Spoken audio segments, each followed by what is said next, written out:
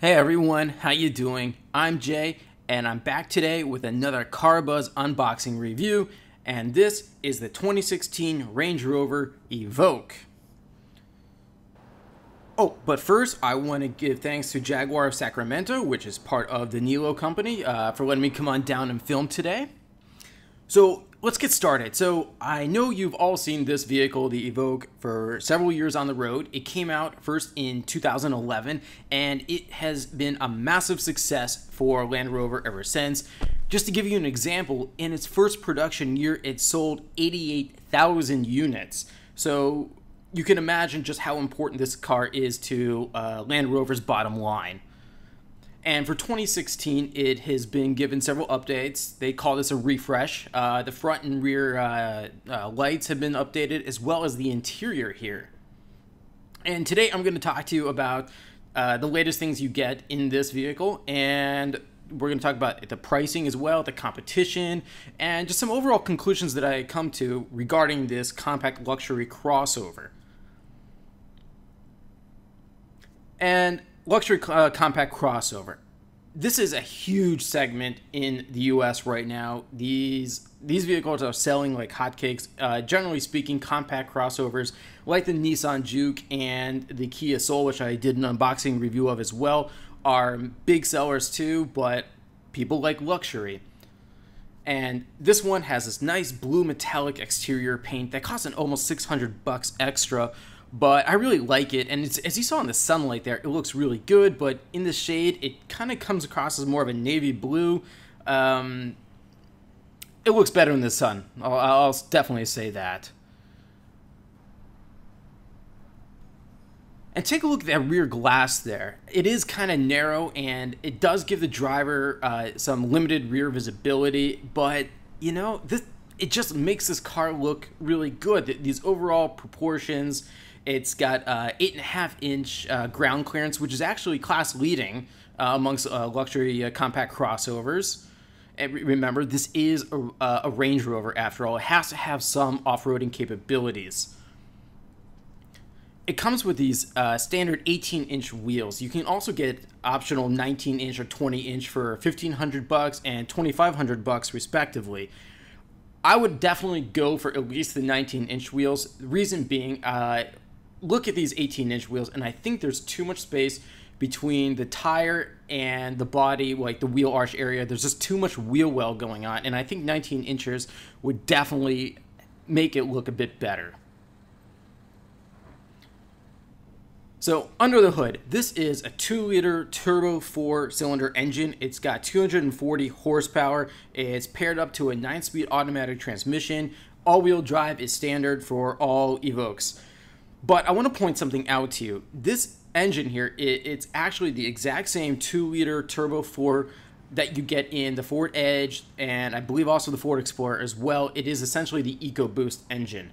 And the reason being is that Land Rover had an agreement with Ford in regards to being, given Ford engines. And I'll get back to more of the details regarding the engine and my thoughts on it later on in the review. And aside from the really good exterior design, it's the interior that really, really impresses me. The quality of the materials are all very good. Unlike before 2016, leather seats are now standard. You had partial leather before, and I think that's really good for Land Rover to do, considering this is a luxury vehicle. But this interior, again, it generally dates back to 2011, and it still looks really good, even though it's been given some updates. It's very simple and straightforward, and I like that. And these seats, these are the standard leather seats. They're 8-way power for both driver and front seat passenger. They're also heated as well. You get a heated steering wheel in this particular trim. You also have an 8-speaker sound system. It's a 380-watt Meridian audio system as well. And I thought it was, it was a really good system. You can pay more for an extra one, but as a standard system, that one's really good. So you can get 3 passengers in the rear seat. obviously, because of the kind of, the sexier exterior proportions, the interior proportions are going to take a bit of a hit, specifically in the rear. There's not as much headroom as the competition might offer, just because, you get that angled roof line there. But it looks really good from the outside. You have to, give Land Rover credit for that.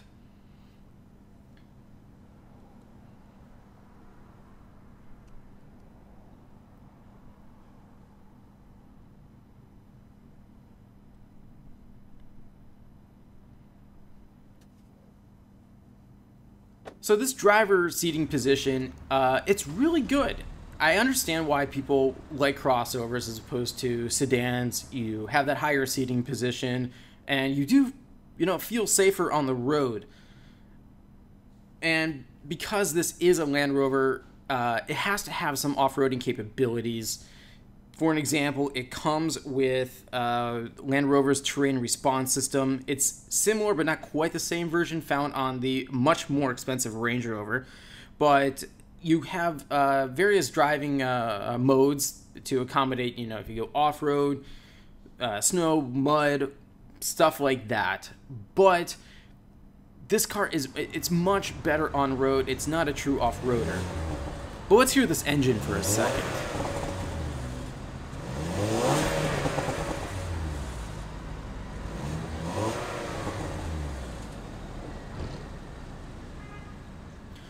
All right, so that 2-liter engine, it's, my biggest problem with it is it's just not powerful enough. 240 horsepower, you get from 0 to 60 miles per hour in 7.1 seconds. That's just too slow, I think, for a luxury crossover like this.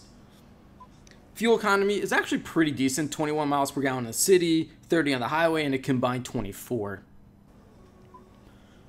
Okay, so you have this new and updated in-control multimedia system. I already explained to you the audio system, and this system is actually better than it once was. It's easier to navigate than the previous system, without a question. And Land Rover, and it's actually Jaguar Land Rover as one company. They've come a long way in a very short amount of time of improving this infotainment. And what I like is that you can swipe between the screens, kind of like on a smartphone. And it's also nice how the various apps are integrated within it as well. You also have dual zone climate control. That's standard. More premium Evoques, you can also get climate control for rear seat passengers. But rear seat passengers in this particular Evoque do have heated seats, and that's pretty nice right there.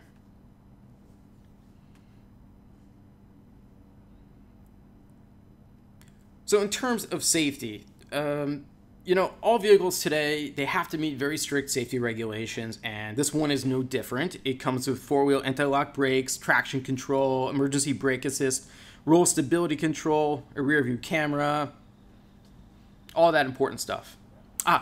What you just saw, that was pretty cool. That's the transmission selector. Instead of a regular gear selector, Jaguar Land Rover has that sort of nifty thing. That knob, it raises when you turn on the vehicle, and it lowers when you turn the vehicle off.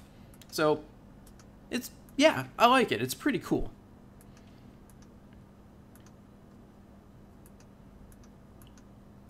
So how does this drive? Well, like I said, off-road, it's okay. I would not recommend this as a true off-road vehicle. If you want that, there's also the Jeep Grand Cherokee, which I've done an unboxing review of that as well, and that is also on a unibody construction. It's a bit bigger, but the pricing, which I'll get to in just a few minutes, is very, very similar. And I really like that panoramic sunroof. That's great that it's offered. They don't even have that feature on an $85,000 Toyota Land Cruiser, which is pretty shameful in my opinion. But driving, the suspension on road, it's very firm, and it's very sporty overall. You sometimes kind of forget that this is a Land Rover, because it drives a little bit more like, like a sports compact crossover. So the trim levels, this particular one is not quite the base model. It's just one step up.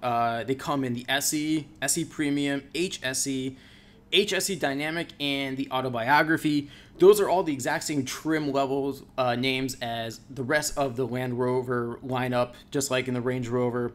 And this one is the SE Premium. And I think for the price, which it starts off at $45,675, you get a nice amount of features for the money. A base Land Rover or Range Rover Evoque starts at just under $42,000.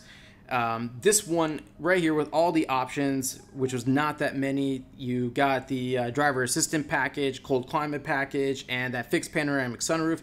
It came to a grand total of $51,260. But the autobiography trim, once you get that thing fully loaded, it's going to cost like 68 grand almost. And I got a problem with that because regardless of what trim Evoque you go for right now in the US, you only have one engine and transmission combination. And it's the, that 2-liter turbo 4. And for a $68,000 luxury crossover, you should be getting something much better than that 240 horsepower 4-banger. It's just not good enough. Supposedly, Land Rover has some new engines coming up, including a possible diesel option for the US. It is available in Europe at the moment, but this is that one area of my biggest criticism. Not enough power and a kind of a pathetic base engine for a $68,000 potential crossover. The rear space here, it's roomy enough. It has a 60/40 split folding rear seats, which really come in handy. But if you really need a lot of space, there are more options in terms of the competition out there. But this is adequate. But bear in mind that a Subaru Forester, which costs half the price here, has more space. So let's talk about that competition. First off, you have the BMW X1 and the Mercedes-Benz GLA class. Those start at $36,000 and $33,000 respectively. But Land Rover really struck gold with this, and the competition, specifically Porsche and even Lexus, noticed. Now you have the new Porsche Macan, which starts at almost $48,000, and believe it or not, will go over $80,000 for the Macan Turbo. And then you also have the new Lexus NX. It has very controversial exterior styling, but it does have a $36,000 base price. And with the exception of the Porsche Macan, the competition that I just gave you all has a smaller, less base price than this Evoque. Oh, another area of some concern that I have with the Evoque, it's not a deal breaker, but I want you to be aware of it, is that in the past it doesn't have the best reliability. The record is kind of, it's not consistent. It's not like, let's say, Lexus reliable. Jaguar Land Rover has again improved upon this, and considering this was updated for 2016, I have hopes that the reliability issues, have been sorted out. But overall, this design, it's held up for over 5 years, and it still looks really good. The new front end with those xenon headlights with the LED strip in them, I think they look fantastic. And it's just a great looking vehicle inside and out. But again, I would definitely go for those 19-inch wheels. These 18-inch wheels, they're just not big enough. All right, everybody, I'm out of time for today. Thanks so much for watching. If you have any more questions for me, please feel free to leave them for me in the comment section below. If you have any more suggestions for future cars you'd like me to do an unboxing review of, also leave those suggestions in the comments. You can also check out the full review of the 2016 Range Rover Evoque SE Premium on CarBuzz.com. And don't forget to subscribe to my YouTube channel here. So, everyone, thanks for watching, and I'll see you next time.